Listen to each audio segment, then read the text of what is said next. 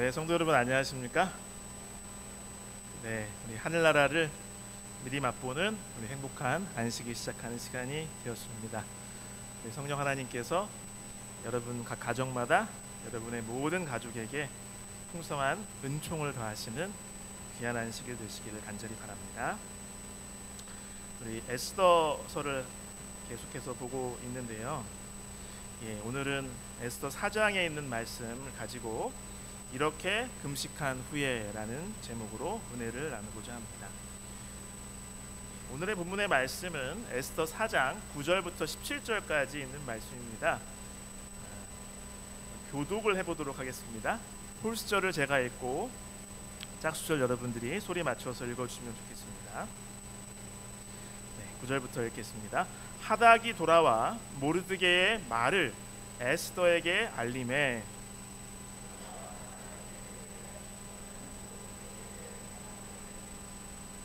왕의 신하들과 왕의 각 지방 백성이 다 알거니와 남녀를 막론하고 부름을 받지 아니하고 안뜰에 들어가서 왕에게 나아가면 오직 죽이는 법이요 왕이 그자에게 금규를 내밀어야 살 것이라.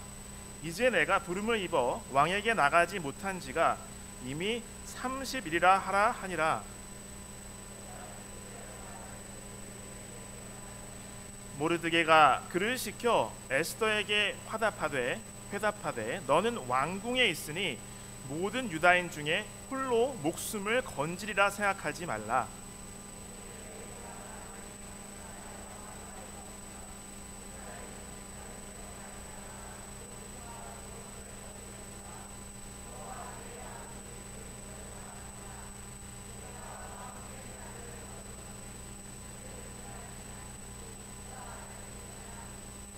에스더가 모르드게에게 회답하여 이르되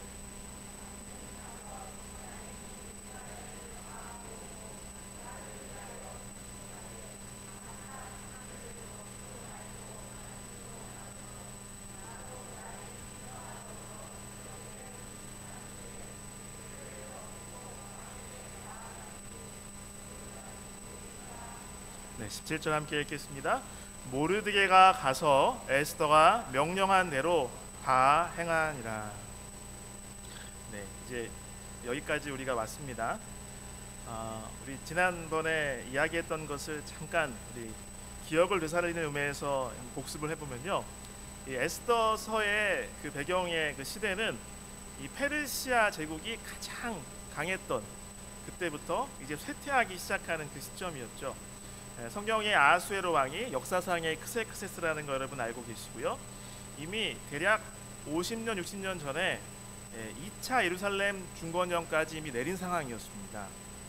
그래서 하나님께서 선지자를 통해서 페르시아 여러 지역에 흩어져 살던 하나님의 백성 이스라엘 사람들에게, 유다인들에게 고향으로 돌아올 것을, 이제 예루살렘에 가서 성전을 다시 짓고 또 예배를 회복하고 사회를 회복할 것을 거듭 호소하셨지만 아직도 남아있는 그 유대인들이 많이 있었어요.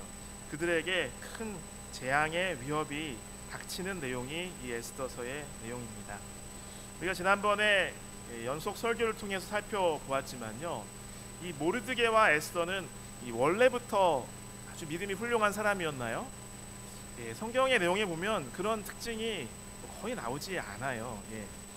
페르시아 사람처럼 너무 잘 적응해서 살고 있었습니다. 그래서 그의 양딸인 에스더도 마찬가지였고요.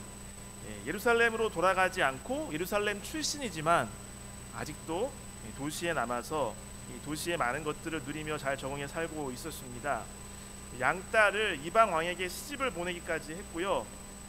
거듭 말하기를 에스더에게 출신과 종족을 말하지 말라라고 이야기를 해서 이 성경에 나오는 연대를 보면 거의 4년 동안 에스더가 유다인이라는 사실을 주변에 아는 사람이 없었습니다. 모르드게 말고는요. 그래서 양딸 에스더는 왕후까지 올랐고요. 모르드게는 궁궐에서 일하는 신하였죠. 그리고 하나님의 일보다 세상의 일에 더 열심히 하는 듯한 그러한 모습을 보입니다. 그런데 우리가 지난번에 살펴보았듯이 이 아각 사람 하만이 왕의 명령을 받들어서 모든 신하의 최고 자리에 오르게 되죠. 그 다음에 왕명으로 놀라운 명령이 내려지는데 모든 신하는 하만에게 꿇어서 절하라. 일종의 인간 이상의 존경심, 이 경배와 같은 것을 하라는 명령이 내렸죠. 근데 모르드게는 이것은 할 수가 없었습니다. 자신의 신앙을 지키기 위해서 절하지 않았고요. 결국 이러한 모르드게의 무시, 또 인사하지 않는 것, 어떤 경배하는 자세로 종교적인 그런 모습으로 하만에게 경의를 표하지 않는 것이 결국 하만의 귀에 들어가게 되었고, 유다인이라서 그렇게 하고 있다 이 말을 듣고 나서 하만은 그러면 모르드게도 없애고 유다인들을 다 일거에 제거해 버리겠다는 그러한 무서운 음모를 꾸미게 되는 것이죠. 우리 3장도 지난번에 살펴보았는데요. 여기 그 3장의 그 6절로 11절은 우리가 지난번 설교를 통해서는 나누진 않았지만 여러분이 잘 아시는 내용입니다. 그래서 이 하만의 검은 마음을 알지 못하고 이 하만이 이 왕명을 거스리는 그런 민족을 싹 없애겠습니다 하니까 왕이 그대로 하라고 그렇게 모든 허가를 내줍니다. 에스더 3장 12절로 15절에 그래서 이제 그 하만의 일당들이 제비를 뽑고 그 얻은 날 12월 13일이 되면 모든 유다인을 다 남김없이 죽이고 재산도 약탈하라는 그런 공문서를 이제 왕명으로 전 페르시아에 내리게 되지요. 에스더 4장에 가면 그래서 이러한 놀라운 너무나 무서운 왕명이 전국에 반포가 되자 많은 유다인들이 대성통곡합니다. 그래서 모르드게도 베옷을 입고 죄를 뒤집어 쓰고 이렇게 우는 중에 이제 출근은 하려고 갔는데 뭐 그런 복장으로는 왕궁에 들어갈 수가 없었지요. 그래서 대궐문 앞에서 우는 장면이 나오고요.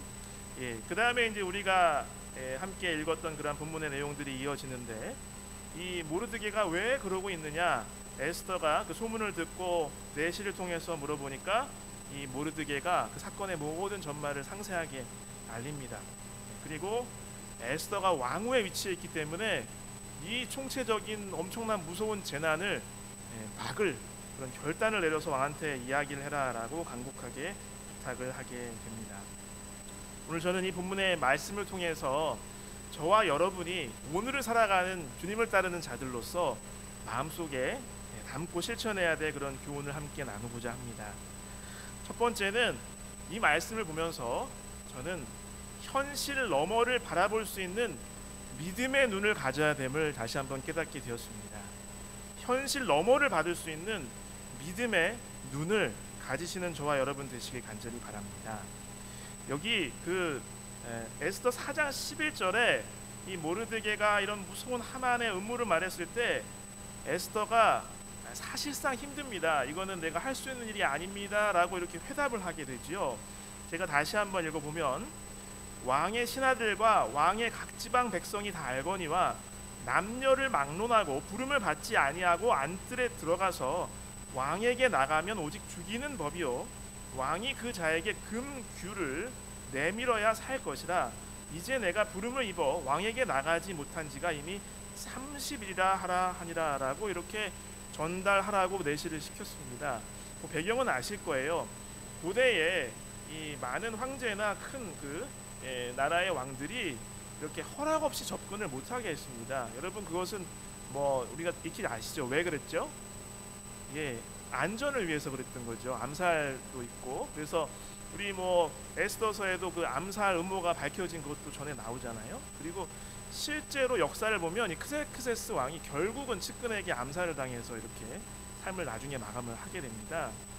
그런데 이 왕후였잖아요. 부인이었는데 그렇죠? 30일 동안 왕을 만나지 못했다는 거예요. 그러니까 이해를 하시죠? 그 동방의 그 제국의 왕들은 뭐 왕이나 뭐 후궁이나 뭐 그런 궁녀들이 엄청나게 많았잖아요. 그러니까 그런 현실적인 에스더가 지금 나가서 정말 민족이 절체절명의 위기에 있지만 이것을 남편이 왕에게 간청하기는 어렵다라고 이야기를 한 것입니다. 아마 이러한 마음으로 대답을 하지 않았을까 싶습니다. 아버지, 양아버지니까 사실상요. 우리 민족 전체의 절체절명의 위기 상황이라는 것도 저는 이해합니다.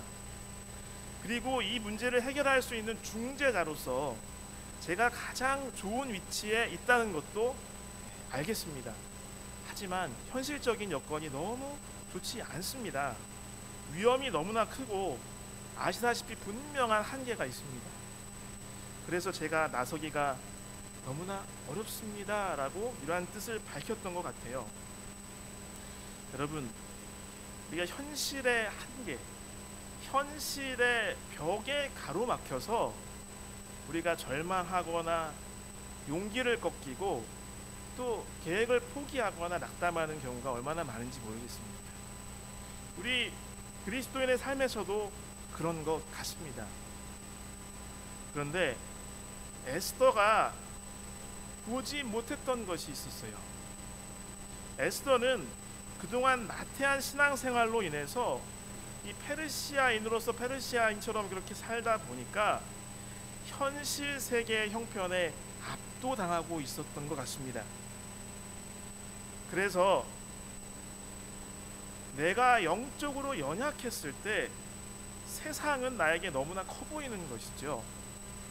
마치 옆에 그림에도 나오지만 이 예전에 이 블레셋과 대치했을 때 블레셋의 장수 거인 골리앗을 마주 대하던 사울 왕과 이스라엘 사람들처럼,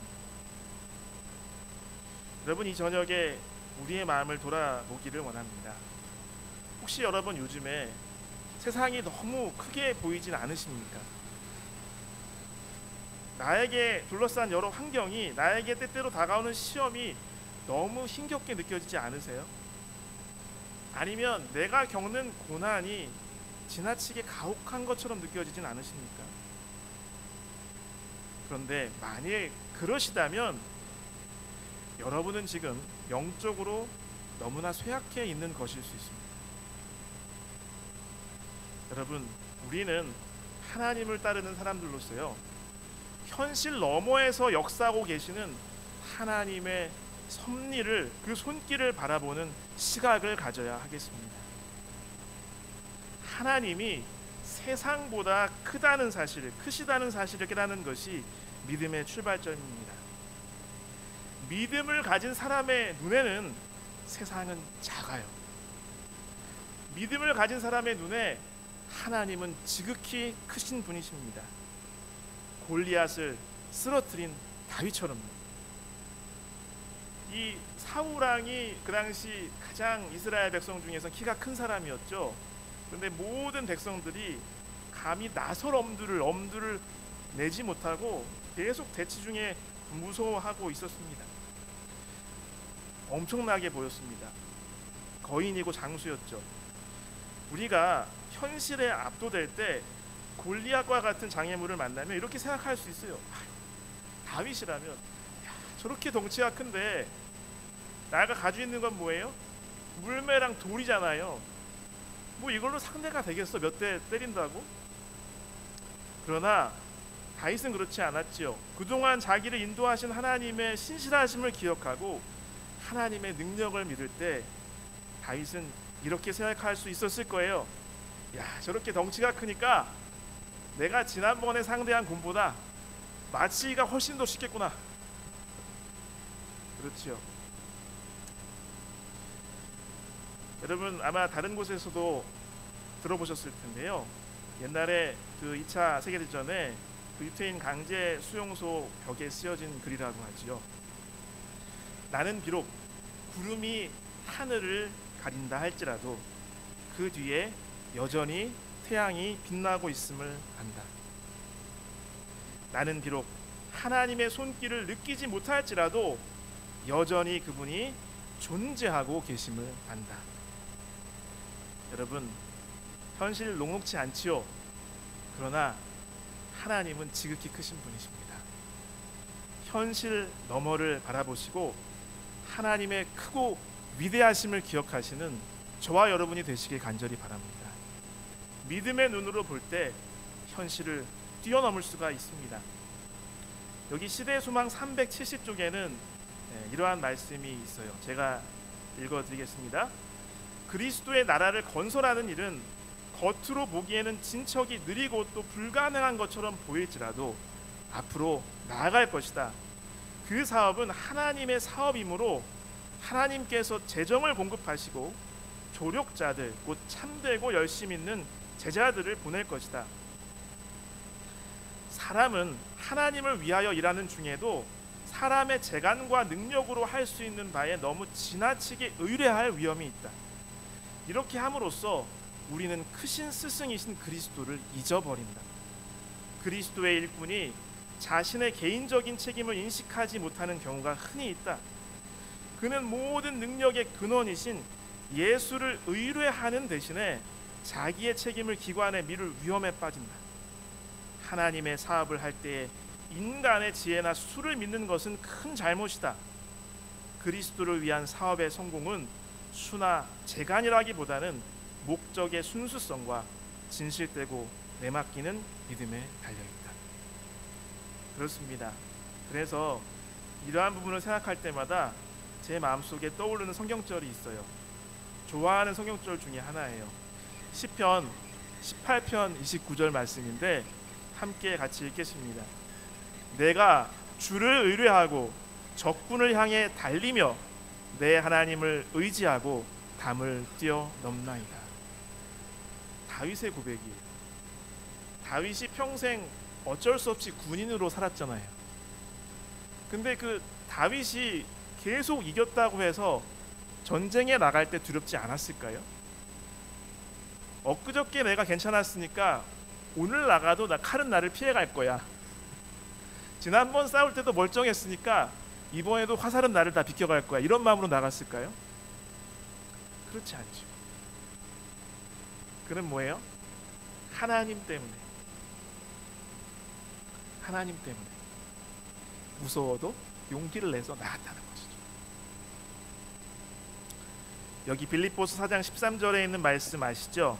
내게 능력 주시는 자 안에서 내가 모든 것을 할 수 있느니라. 여러분 많이 암송하시잖아요. 근데 그 앞부분의 문맥을 우리가 많이 잘 이야기를 하지 않는 것 같아요. 그 앞에 문맥을 살펴보면 사도 바울은 이렇게 이야기를 해요.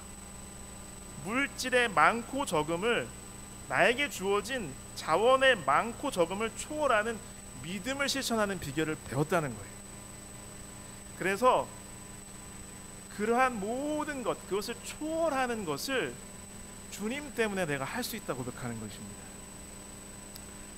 네, 성도 여러분, 내가 가진 물질이나 자원이 적다고 해서 결코 상황에 위축되지 않는 저와 여러분이 되시길 간절히 바랍니다.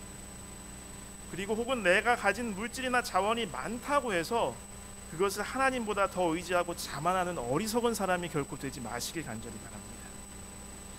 내 앞에 있는 장애물과 어려움을 극복하는 것은요, 내 힘이나 경험이나 지식이 아닙니다. 그것은 나를 지금까지 돌보시고 도우시는 우리 주님이시라는 사실을 반드시 기억하시길 간절히 바랍니다. 중요한 것은 사도 바울의 고백처럼 내가 나에게 능력을 주시는 우리 주님 안에 있느냐 하는 것이 중요한 것이죠. 주님이 내 안에 계시고 내가 주님 안에 머문다면 아무리 불가능해 보이는 일이라도 주님께서 이루어 주시는 것입니다. 오늘 이 말씀을 읽으면서 저는 또 이러한 것을 생각하게 되었는데요. 그 누구도 심판을 피하지 못한다라고 하는 영적인 진리를 떠올리게 되었습니다. 그 누구도 심판을 피하지 못하지요. 여기 다시 읽지는 않겠습니다만은 여기 같이 읽어본 본문의 말씀에 이제 에스더가 어렵습니다. 내가 뭘 중재를 사실상 할 수가 없습니다라고 이야기하니까 모르드게가 뭐라고 말하냐면 네가 왕후의 위치에 있고 구중궁궐 안에 있다고 해서 이 재난을 혼자 피할 것을 생각하지 말라.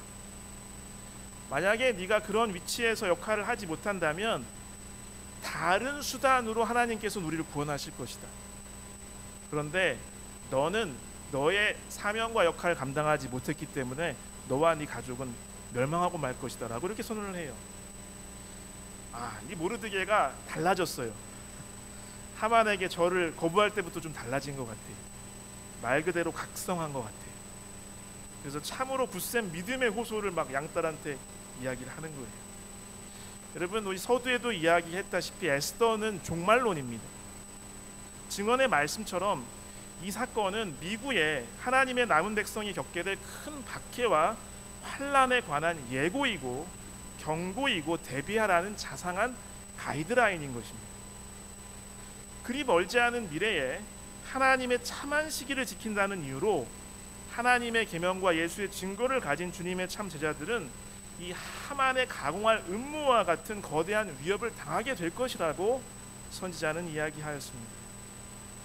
그때를 위해서 우리는 바로 지금 예수님을 의지하는 그러한 연습, 훈련을 계속해야 하는 것입니다.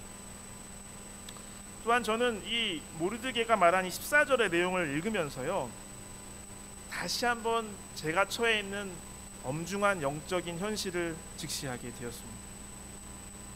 우리는 지금 영원한 삶과 영원한 멸망의 기로에 서 있는 것이죠. 현재 에스더는 최고의 자리에 있었어요. 세상 사람들이 일반적으로 너무나 좋아하고 이렇게 혹할 만한 부귀, 명예, 권력의 정점에 올라가 있었습니다. 그러나 그녀가 가진 이러한 재물이나 안락이나 명성이나 세력이 에스더를 총체적인 멸망에서 결코 구해줄 수가 없었습니다. 마찬가지로 우리의 재물이나 재능이나 기술이나 지혜나 지식이나 권력이 그것이 아무리 많다 할지라도, 그런 사람이라 할지라도 결코 심판과 멸망이라는 엄중한 영적인 진실과 운명을 피할 수가 없습니다. 여러분이 많이 아시는 히브리서 9장 27절 말씀을 함께 읽겠습니다. 같이 읽으실까요? 한번 죽는 것은 사람에게 정해진 것이요 그 후에는 심판이 있으리니. 정말 중요한 것은 사람은 누구나 죽습니다라는 표현보다는 그 후에 반드시 누구에게나 심판이 있다라는 것이라고 생각을 합니다. 요한계시록 1장 7절의 말씀을 다 아시지요. 쉬운 성경의 본문으로 제가 준비했습니다. 보십시오. 예수님은 구름을 타고 오실 것입니다. 모든 사람이 그분을 보게 될 것이며 그분을 창으로 찌른 자들도 보게 될 것입니다. 이 땅의 모든 민족들이 그분 때문에 크게 울 것입니다. 분명히 이 일은 일어날 것입니다. 아멘. 여러분, 마태복음 24장 44절 예수님께서 친히 말씀하시기를 이러므로 너희도 준비하고 있으라 생각지 않은 때 인자가 오리라 말씀하셨습니다. 그 어떤 수단으로도 영원한 멸망으로 치닫는 인간의 운명으로부터 구해주고 피하게 만들 수 있는 것은 없습니다. 우리는 우리가 처한, 그리고 우리 가족들이 처한 영적인 진실을 항상 자각하고 직시해야 되겠습니다. 그러나 너무나 감사하게도 하나님의 말씀 성경은 심판을 통과하는, 이길 수 있는 방법도 우리에게 분명히 알려주고 있지 않습니까? 요한복음 14장 6절 예수께서 이르시되 내가 곧 길이요 진리요 생명이니 나로 말미암지 않고는 아버지께로 올 자가 없느니라. 심판을 통과할 길도 주님께서 되어 주십니다. 마가복음 16장 16절 믿고 침례를 받는 사람은 구원을 얻을 것이요 믿지 않는 사람은 정죄를 받으리라. 주님을 믿으면 유죄 판결을 받지 않는다고 선언하셨습니다. 요한일서 5장 12절 아들이 있는 자에게는 생명이 있고 하나님의 아들이 없는 자에게는 생명이 없느니라. 하나님의 아들이 나에게 있을 때 심판은 나에게 두려운 것이 아닌 것이죠. 그 누구도 심판을 피할 수 없어요. 지위도 명예도 재물도 지식도 재능도 어떤 것도 심판을 면하게 할 수 없습니다. 그러나 오직 예수 그리스도께서 나에게 심판에서 승리하게 만들어 주십니다. 요한복음 5장 24절 말씀 같이 읽겠습니다. 요한복음 5장 24절입니다. 내가 진실로 진실로 너희에게 이르노니 내 말을 듣고 또 나 보내신 이를 믿는 자는 영생을 얻었고 심판에 이르지 아니하나니 사망에서 생명으로 옮겼느니라. 아멘. 그렇습니다. 오늘도 우리의 유일한 희망이 되시는 우리 주 예수 그리스도의 손길을 굳게 잡으시는 저와 여러분 되시길 간절히 바랍니다. 그분께 내 삶의 전체를 온전히 맡기시길 바랍니다. 그것이 우리가 심판을 통과하는 유일한 비결입니다. 세 번째로 이 말씀을 통해서 깨달은 교훈은요, 나의 삶은 위대한 일을 이루시기 위한 하나님의 섭리임을 깨달아야겠다라는 것입니다. 내 삶은 위대한 일을 이루시기 위한 하나님의 섭리라는 사실을 깨달아야 한다는 것이죠. 우리 본문의 말씀을 통해서 에스더를 각성하게 한 한마디가 저는 이 말씀이라고 생각을 합니다. 에스더 4장 14절 후반부에 내가 왕후의 자리를 얻은 것이 이때를 위함이 아닌지 누가 알겠느냐 하니라고 이렇게 말했죠. 그렇습니다. 우리는 알고 있습니다. 모르드게의 이러한 주장은 그 뒤에 벌어지는 사건을 통해서 영적인 진실이었음이 분명하게 드러납니다. 에스더는 사탄의 이 무서운 음모를 저지하시기 위한 하나님의 비밀 병기였던 것이, 마치 전에 하나님의 백성들을 구원하시기 위해서 위로를 주시고 희망을 주시기 위해서 바벨론 왕궁 한복판에 심어 놓으셨던 다니엘과 세 친구들처럼 말입니다. 이 하만의 음모 속에는 이 하나님의 계획을 방해하려는 사탄의 방해 공작이 있음을 우리는 알 수가 있습니다. 바로 아브라함의 후손들을 죽여서 메시아 탄생을 막기 위한 것이었죠. 역사를 통해서 사탄 마귀는 이스라엘 백성들이 하나님과의 언약을 완전히 잃어버리게 정신을 타락시키는데 열심을 다했습니다. 우상을 숭배하게 만들었어요. 그리고 이제 아예 그 육체를 죽여서 존재를 지우고 민족을 말살해 버리려고까지 했다는 것이죠. 그래서 하나님께서는 이 하만을 통해서 역사하는 사탄의 음모를 막기 위해서 미리 에스더를 페르시아의 왕후가 되게 하셨던 것을 우리는 알 수가 있습니다. 여러분, 에스더만 그럴까요? 저와 여러분도 마찬가지입니다. 이 저녁에 나의 존재와 하나님께서 나에게 주신 사명을 깨닫고 각성하는 저와 여러분 되시길 간절히 바랍니다. 나의 삶, 나의 지위, 나의 직업, 나의 재물, 나의 지식, 나의 재능, 나의 경험, 나의 영향력, 나의 인맥, 이러한 나의 모든 것들은 하나님께서 위대한 일을 이루시기 위해서 나에게 주신 것들임을 기억하시길 간절히 바랍니다. 선지자왕 536쪽에 이런 말씀이 있죠. 같이 읽겠습니다. 하나님께서는 당신의 크신 계획 속에 모든 국가와 모든 개인의 자리를 배정하셨다. 그러면 저와 여러분의 자리도 있을까요? 물론입니다. 물론입니다.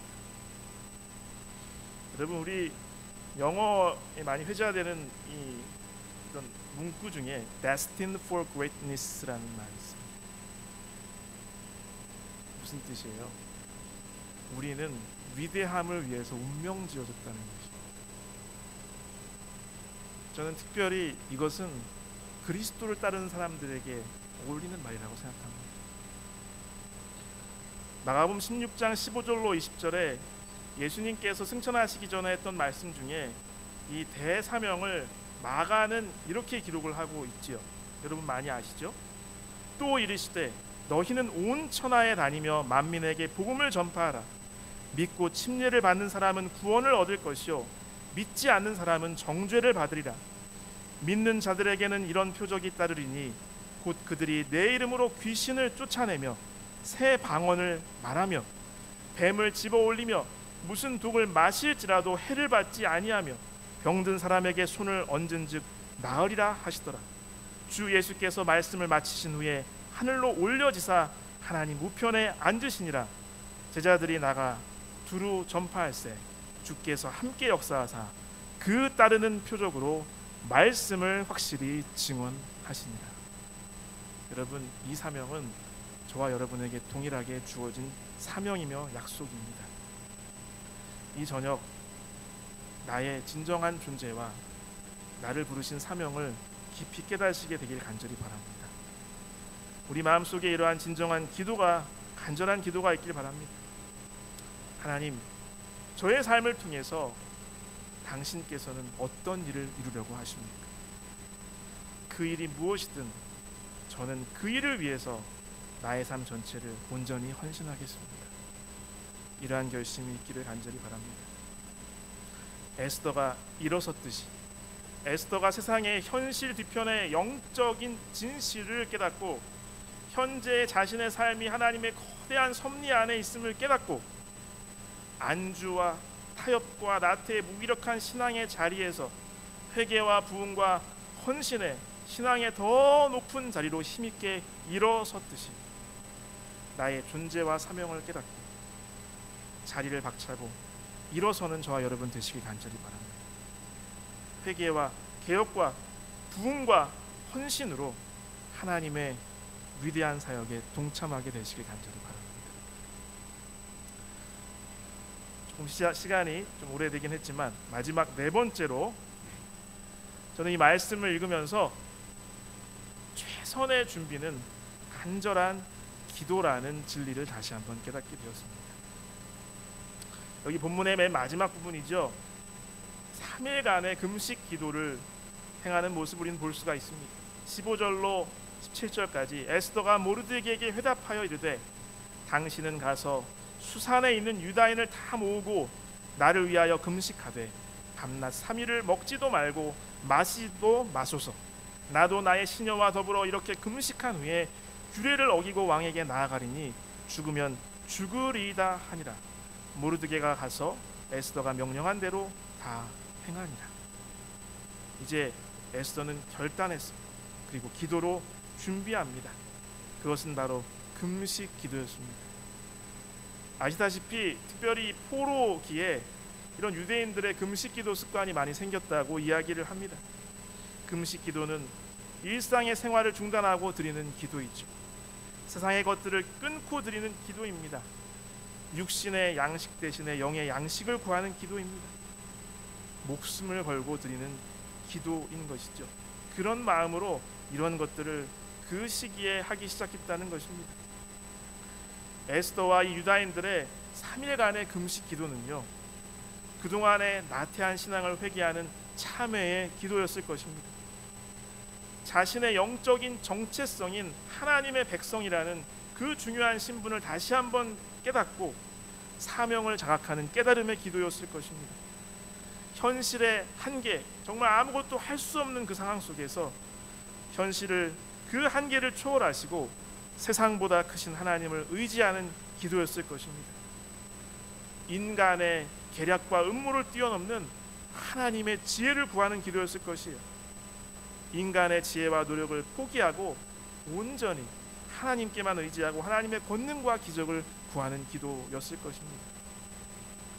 우리 이제 나중에 살펴보겠지만 기도한 이후의 에스더의 모습은 그 이전의 에스더가 아니었습니다. 그는 하나님의 위대한 구원을 이루는 하나님의 손안에 들린 거룩한 도가 되었습니다. 그는 용기가 있었고요, 당당함으로 그의 사명을 감당합니다.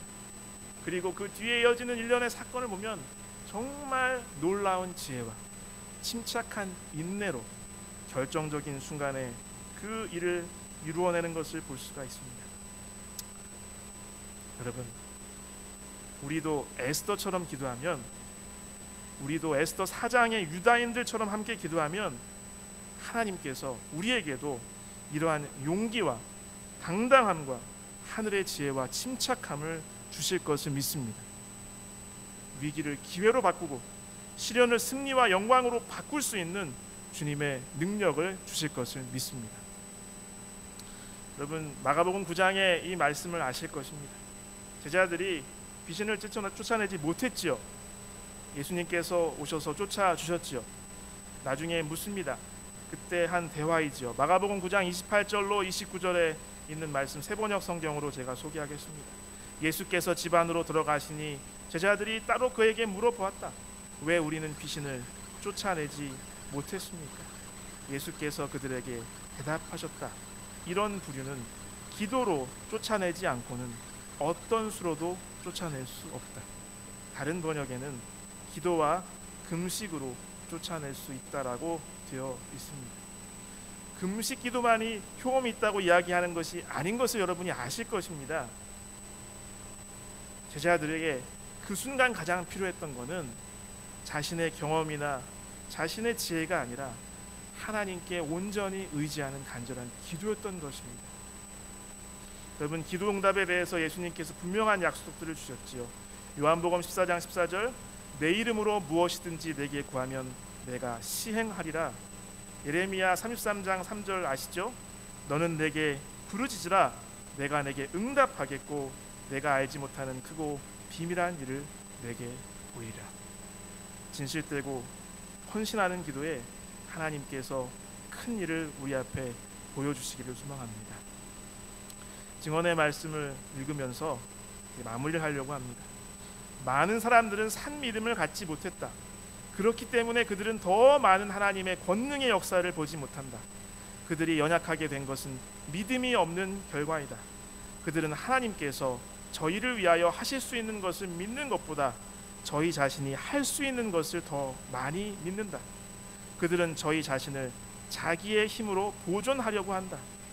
그들은 계획하고 고안하지만 기도는 별로 하지 않는다. 그들은 참으로 하나님을 의지하지 않는다. 그들은 믿음이 있다고 생각하지만 그것은 일시적인 충동에 지나지 않는다. 그들은 자신의 필요가 무엇인지를 알지 못하고 하나님께서 주시기를 기뻐하신다는 사실도 깨닫지 못하기 때문에 저희의 구하는 바를 끈기 있게 구하지 아니한다.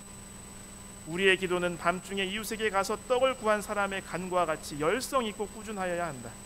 우리가 열성 있고 꾸준하게 구하면 구할수록 그리스도와의 영적 결합은 더욱 밀접하게 될 것이다. 그리하여 우리의 믿음이 더욱 증가됨으로 인하여 더욱 많은 축복을 받게 될 것이다. 우리가 해야 할 일은 기도하고 믿는 일이다. 깨어 기도하라. 깨어라. 그리고 기도를 들어주시는 하나님과 협력하라. 우리는 하나님의 동역자들이라는 사실을 마음에 기억하라. 그대들은 그대들의 기도에 일치한 말과 행동을 하라. 시험이 그대가 진실한 믿음을 가졌는지 아니면 그대가 형식적인 기도를 하고 있는지를 드러내 줄 것이며 이 둘의 차이는 결정적인 것이 될 것이다. 최선의 준비는 간절한 기도입니다. 나의 지혜와 경험으로 준비하지 말고 간절한 기도로 준비하는 저와 여러분 새로운 한 주가 되시길 간절히 바랍니다. 간절하고 진실한 기도보다 더 나은 준비는 없습니다. 우리 이 말씀을 통해서 주님의 귀한 사명을 기도로 감당하시는 저와 여러분 되시길 간절히 바라며 말씀을 맺겠습니다.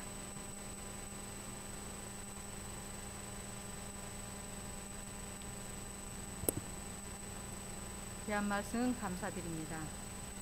이제 다 같이 일어나셔서 찬미가 376장 부르시겠습니다. 이 찬미 후에 김성수 목사님께서 마치는 기도 해주시겠습니다.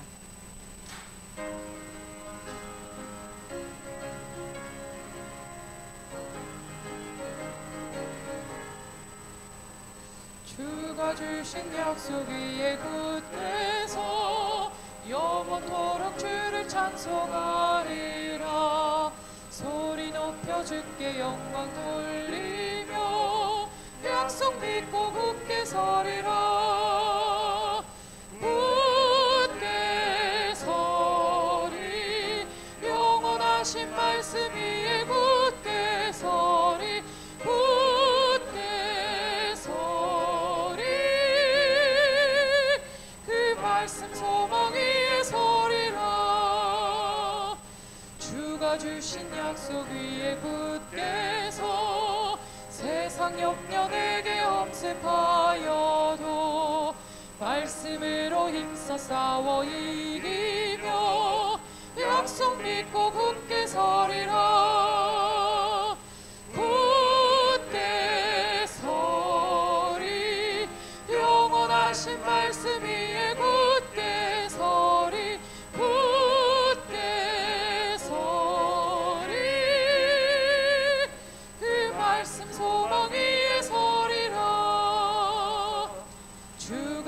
주신 약속 위에 굳게 서 영원하신 주의 사랑이 믿고 성령님의 도움으로 이기며 약속 믿고 굳게 서리라. 굳게 서리 영원하신 말씀 위에 굳게 서리 굳게 서리 그 말씀 소망 위에 서리라. 주가 주신 약속 위에 굳게 서 성령 인도하는 대로 행하며 주님 품에 항상 안식 얻으며 약속 믿고 굳게 서리라.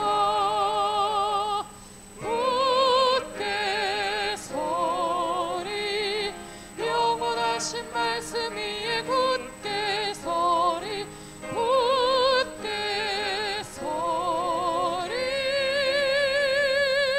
그 말씀 소망 위에 서리라. 아버지 하나님, 우리의 연약함에도 불구하고 지금까지 우리를 사랑으로 인도하시니 참으로 감사드립니다.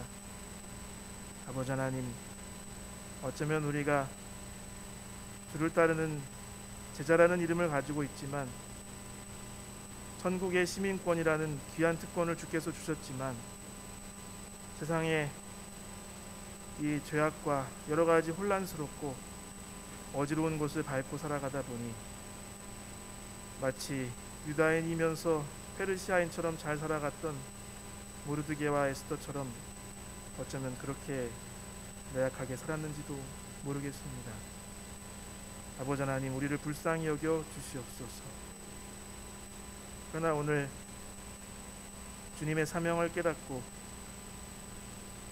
하나님의 귀한 부르심과 우리의 진정한 신분의 귀함을 깨닫고 분연히 일어서서 귀한 구원의 한 도구로 주님의 자녀로서 역할을 감당한 모르드게와 에스더처럼 우리도 주님께서 우리에게 성령으로 호소하실 때에 우리의 사명과 하나님의 부르심을 깨닫고 분연히 일어서도록 인도하여 주시옵소서. 그리하여 간절한 기도와 주님께 온전히 맡기는 헌신으로 주님께서 우리를 위해서 계획해 놓으신 그 위대함을 이루는 일에 우리가 작은 일익을 감당할 수 있는 주의 백성들, 주님의 발자취를 따르는 자들이 될 수 있도록 인도하여 주시옵소서. 예수님의 이름으로 간절히 기도드리옵나이다. 아멘.